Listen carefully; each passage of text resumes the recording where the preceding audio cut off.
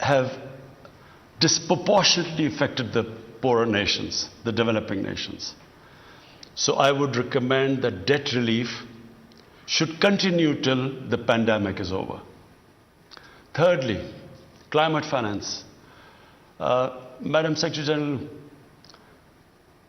the developing world, and I specifically speak about the small island groups, and of course countries like Pakistan, who are more vulnerable to climate change than even the richer countries. The small islands because of the rising sea levels. Countries like Pakistan because we depend upon water from our glaciers for our survival. And climate change has, the rate of melting of the glaciers has increased phenomenally since the weather has got warmer. So I would request that the richer countries contribute in climate finance and especially help those countries whose contribution to carbon emissions are minimal and yet are disproportionately affected by climate change. And fourthly, Madam Secretary General, and for me as crucial as the impact of climate change, is the illicit flow of money from the poor countries, from the developing countries, to richer capitals, to tax havens, to haven destinations. According to the FACTI panel, $7 trillion are parked in these tax havens and haven destinations. And also, annually, $1 trillion leave the developing countries towards these safe havens. And this plunder is taking place because of the corrupt ruling elites of the developing world. Madam Secretary General, this is a huge crisis. In the coming years, this is going to get worse.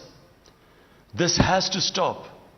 And the only way it will stop is if the recommendations made by the FACTI panel should be implemented.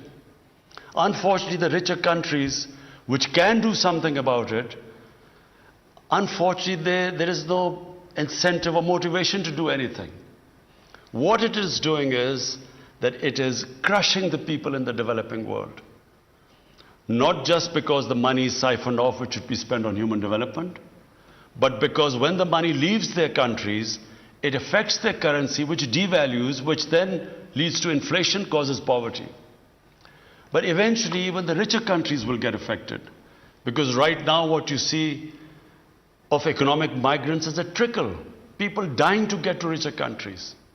But if this inequality, which is the rich, this is causing the gap between the rich and the poor countries increasing, and between the rich and the poor countries increasing. If this trend continues, the richer countries will have to build walls to keep out the hordes of economic migrants. So I urge you, Madam Secretary General, to do everything to raise awareness that this huge injustice which is being done to the people of the developing world has to stop. Thank you. वज़ीर-ए-आज़म इमरान खान